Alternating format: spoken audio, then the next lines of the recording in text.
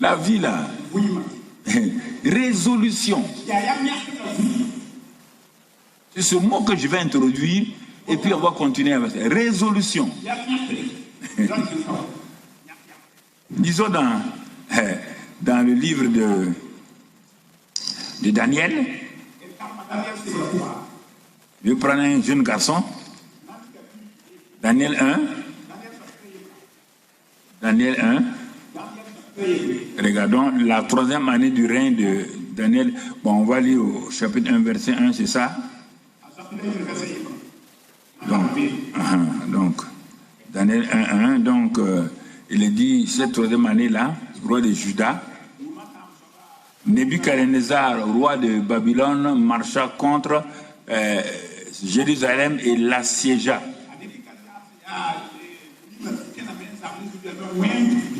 Écoutez maintenant, Satan livra entre ses mains Joachim.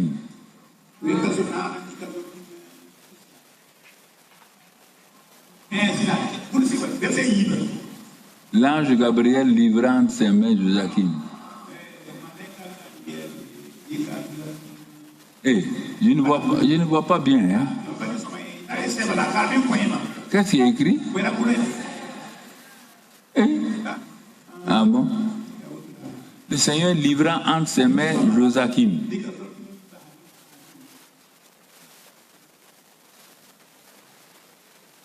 Dieu nous aide quand on voit les plans. Il y a des plans de ta vie, il y a des plans pour les autres. Le premier que j'ai voulu présenter dans la série des jeunes gens dans l'église locale, l'église triomphante là, c'est Daniel. Non, Dieu a permis que Nebuchadnezzar, parce que tu vas voir, il va être sous 4 rois. Il va travailler sous 4 rois. Il va travailler sous Nebuchadnezzar, Belshazzar, donc ensuite Darius et Cyrus. Mais ils ont été enlevés de Jérusalem. Le roi Nebuchadnezzar, qui était le plus grand roi de l'époque. Regardez, retenez ces noms-là. Nebuchadnezzar était le plus grand roi de l'époque. Le roi Assuérus. Autant, c'est le mari d'Esther. Il avait son royaume s'étendait donc de l'Inde jusqu'en Égypte. Un autre très grand roi. Tu vois, il y a eu Cyrus, dont le nom a été prophétisé avant même qu'il naisse. Alors, donc, quand tu vois ces choses-là, ne t'arrête pas, bon, comment moi je suis ceci, je vais prier, non. Quelle est ma destinée? Qu'est-ce que Satan veut voler? S'il vole ça là, je peux avoir l'onction. Je peux continuer avec tout ça là, mais je n'irai pas loin. Non? Ouais, c'est fini pour moi. Non, tu vois? Donc, il a fait enlever, regardez, il a fait enlever les meilleurs jeunes gens d'Israël.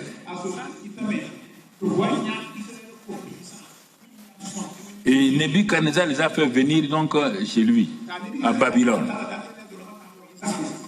Arrivé là-bas, regarde, Satan veut que Israël soit détruit parce qu'on vient de lui enlever les jeunes gens les plus... C'est comme si dans Eden TBI, tous ces jeunes gens qui sont là, de temps en temps, brusquement, quelqu'un vient les enlever tous. C'est pour faire quoi? C'est qu'il sait que si on les enlève, c'est un problème.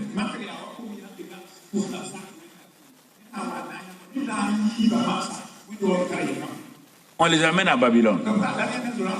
Vous voyez, l'église triomphante vient de perdre sa substance. Israël vient de perdre sa substance. Tous ces enfants intelligents, beaux, tout ça là, sont partis à Babylone.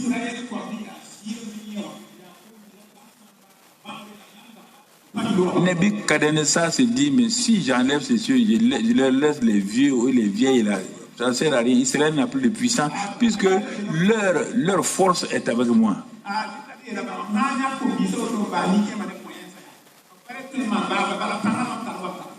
Un autre aspect d'une guerre, d'un combat spirituel. Il dit, tous les jeunes que vous avez amenés là, mettez-les dans les palais. Trouvez un moyen pour les mettre dans le palais. Qu'ils mangent à ma table. Ça veut dire que ce n'est pas à la table directe du jour, mais ça veut dire que tout ce que le roi mange, enseignez-leur les meilleurs enseignements de Babylone. Enlevez de leur tête l'enseignement d'Israël des Juifs. Parce que pour qu'ils ne retournent pas là-bas un jour, ça c'est un autre combat spirituel que Satan lance sur les nations africaines et tout. Maintenant, nous nous plaignons. Nous nous plaignons. Mais si on regarde, nous avons laissé pendant 60 ans, comme Nebuchadnezzar a fait, on nous a tout enlevé. La culture, l'éducation, tout. Quand nous avons été affaiblis, nous voulons contre-attaquer. Et les gens rient. Il y a des choses que je peux vous dire. Regarde.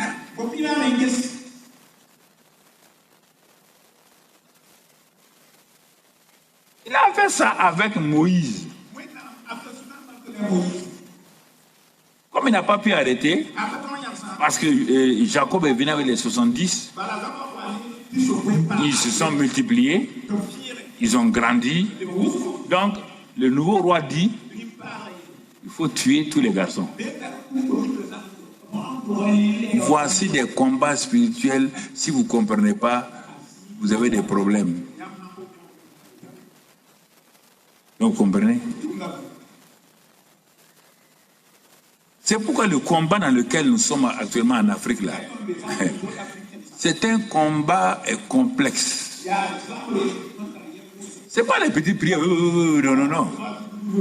Parce que l'Afrique a été programmée parce que jusqu'à présent, Dieu n'a pas posé sa main sur l'Afrique du fait que l'Afrique a caché son fils. Quand Jésus a bougé avec Marie et Joseph ont bougé pour venir en Afrique, là, Dieu n'a pas encore béni l'Afrique à cause de cet acte-là.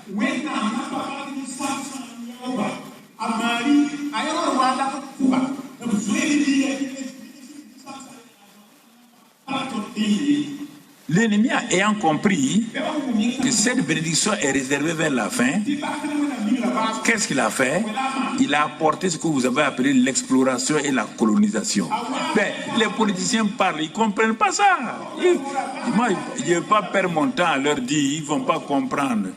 Et les pasteurs se mettent à prophétiser sur les pays. Ce n'est pas une affaire de prophétie. J'ai déjà dit ça au Bénin, et j'ai dit 2030, là, vous comprenez? Comprenez? C'est la même chose. Pour qu'Israël sorte de l'Égypte, il a fallu un combat. Pour que Daniel et ses amis-là sortent de Babylone, ce n'est pas Nebuchadnezzar qui les a fait sortir, c'est Cyrus. Ah? Alors, c'est pourquoi actuellement là, c'est normal que les temps sont en train de venir. Dieu a mis dans les cœurs des gens, que ce soit nous-mêmes et certains grands politiciens qui avaient vu ça d'avance et qui ont parlé, et il a mis ça, et c'est la réaction est là par notre jeunesse qui est là. Mais les politiciens qui sont anciens ne comprennent pas. Ce n'est pas une affaire de politique. C'est plus que la politique. Une affaire spirituelle. Et l'Église même ne comprend pas ça. Il y a des choses qu'il ne faut pas dire. Moi, je ne veux pas dire maintenant. Dieu ne m'a pas dit d'ouvrir la bouche pour dire maintenant. Le peu que je dois dire, je dis ça et je me tais. Vous comprenez? C'est pourquoi je parle de prière. Je ne sais pas de prière. Oui. Quand je vais, Dieu voulant, quand il parle de l'intercession stratégique, Dieu voulant, tu vas comprendre de quoi il s'agit.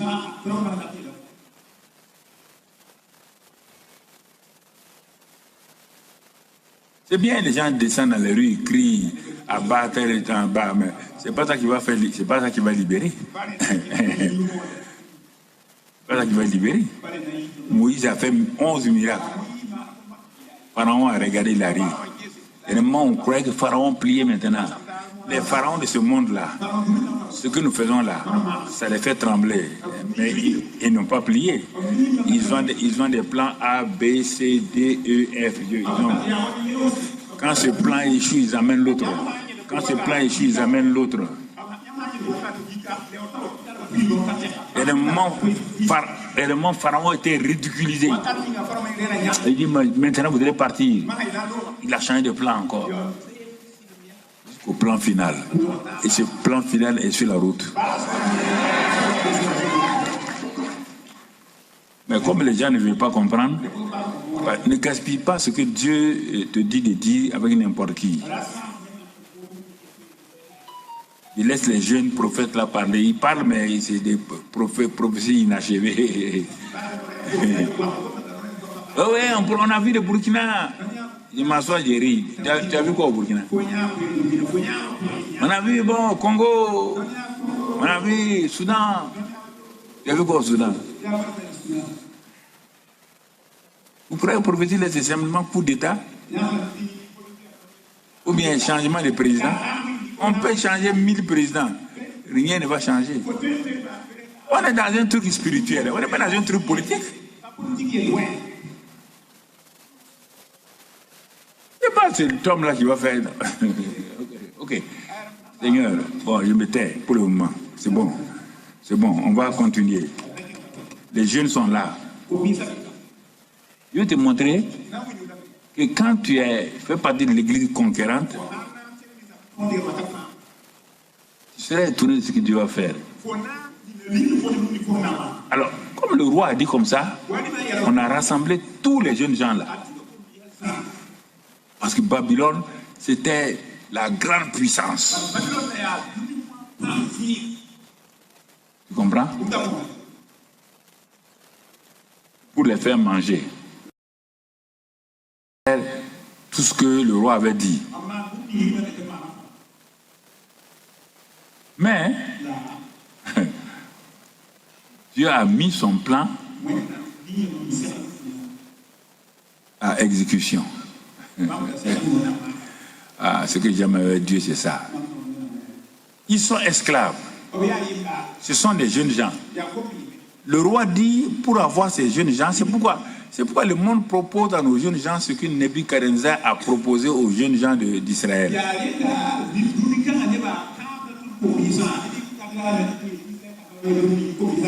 La belle vie. Non, Nebuchadnezzar dit, ce sont des enfants religieux. Hein. Ils connaissent leur Dieu. Si un jour on veut les dominer, il faut commencer par là. C'est pourquoi les gens commencent tout le temps par votre culture. On détruit votre culture. On détruit les choses auxquelles vous tenez pour vous affaiblir. Donc on a commencé la destruction de leur culture. Pas la violence, hein? Non. En leur donnant de bonnes choses. Non. Quand vous étiez en Israël là-haut, est-ce que vous mangez ça? Non. Il y a eu deux groupes. L'église qui est arrivée à Babylone là, s'est divisée en deux. La majorité a commencé à dire, ouais. Donc on a un futur ici. On a un avenir. Il n'y a aucun problème. Mais il y a un là, il s'appelle Daniel. Il a 3 amis. Il dit non. Il n'y a pas d'avenir ici. Il y a un plan ici caché qu'on veut nous soumettre. Il a appelé le coordonnateur il dit, chef, est-ce que vous pouvez nous laisser, on va manger des carottes, des choux, des choses comme ça là? Parce que vraiment, On n'est pas à l'aise avec... Le roi est bien, hein? Il dépense beaucoup, le vin coule et tout ça là. Mais nous, on n'est pas à l'aise. Nous, on veut manger seulement des légumes. Ah, le roi a dit, dans 10 jours, on doit voir ça. Il dit non, ne t'inquiète pas, on ne va pas maigrir. Ah, non, l'homme a commencé à leur dire, ok, il n'y a pas de problème. Mais en ce temps, le gros de la troupe là, on ne parle pas de... Le chapitre 1, déjà, Dieu a fixé ses caméras sur Daniel. Les autres qui sont venus aussi avec Daniel, là, ils étaient beaux, intelligents, mais comme ils n'ont pas refusé. La Bible dit dans le verset 8 et 9, je crois, Daniel résolu. Il a pris une résolution. Si vous voulez que l'église locale aille de l'avant, vous devez prendre certaines résolutions individuellement et pour vous-même. Ce n'est pas la prière qui va remplacer ça. J'ai dit la prière à sa place, la résolution à sa place. Il n'a pas dit qu'il a prié, il prit la résolution de ne pas se souiller par les mains du roi.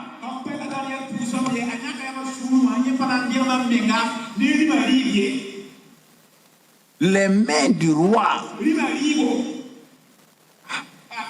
Mais vous savez, les autres garçons là, les autres jeunes là, on dit depuis qu'on était en Israël comme ça là, Daniel, ils aiment exagérer. Non, ils croient qu'ils sont des experts. Et mangeons, buvons seulement. Laissez-les là-bas. S'ils ne veulent pas manger, ils n'ont qu'à laisser. On n'a plus parlé d'eux. Dans lui, Daniel, là, tous ces jeunes gens-là, on n'a plus parlé d'eux. Il y a des choses, si tu dis, tu fais. Dans l'église, là, on ne parle plus de toi. Il y a des gens qui m'écrivent, ils disent qu'il ne faut pas m'écrire. Il y a des paroles que vous dites dans votre écriture là, ça vexe le Saint-Esprit. Arrêtez d'écrire. Non, ça les fâche. Non. Il ne faut pas t'aventurer à aller dans des sens où tu dois chose. On n'a plus parlé d'eux. 10 jours plus tard, qu'est-ce qui s'est passé? 10 jours plus tard, quand on regarde maintenant, à partir du verset 11 jusqu'au verset 21, bon, ils avaient remis les choses, donc après on va les contrôler 10 jours après. Il y a les jeunes gens de Babylone qui sont là, parmi eux les sages de Babylone. Il y a les jeunes gens qui sont venus avec Daniel. Et il y a le groupe de Daniel et ses 3 amis. On dit au bout de 10 jours, en mangeant seulement des légumes là, écoutez-moi mon frère, ma soeur. Ils avaient meilleur visage et plus d'embonpoint que tous les jeunes gens qui mangeaient les mains du roi.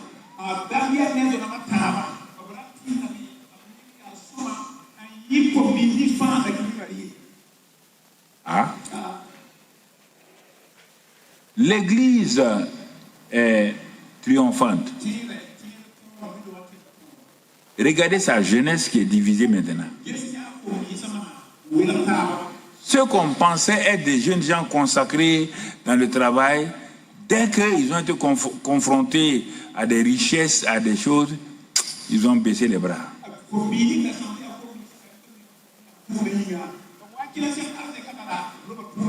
Vous imaginez?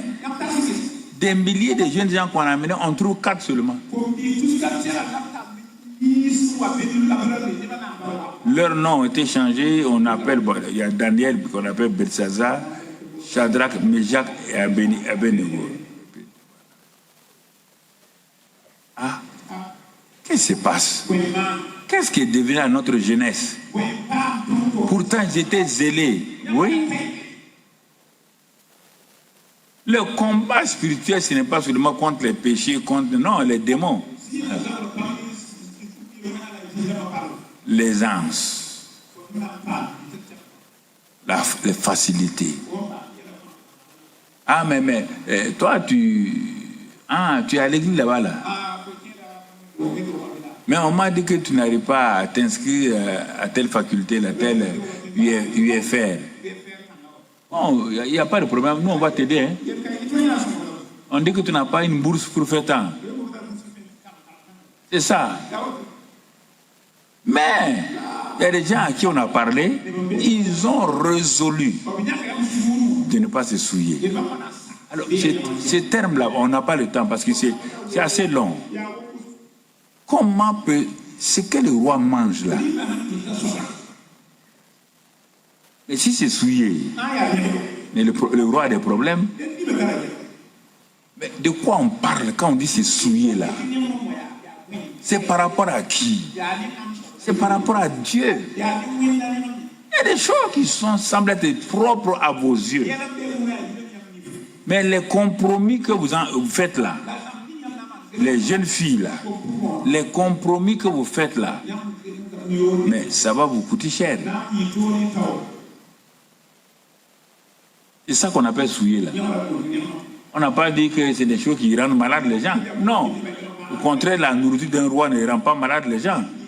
Au contraire, il y a les mains, il fait venir de partout du monde des ingrédients, le vin est très bon.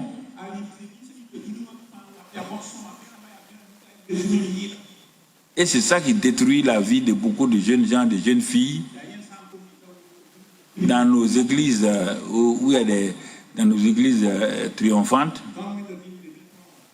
mais on voit que elle commence, et cette jeune fille là, tu vois, elle commence à donner des arguments. Oui, mais quand même, nous on exagère. Dans l'autre église là, on a dit que vous exagérez là-bas. Et les mamans aussi les aident. En tout cas, chez nous là maintenant on exagère trop. Il n'y a aucun problème. C'est qu'on n'entendra plus parler de toi. Même pas comme église vaincue. Ils ont disparu. Mais par contre, en ce temps-là, regardez le résultat pour Daniel et ses amis. Et non seulement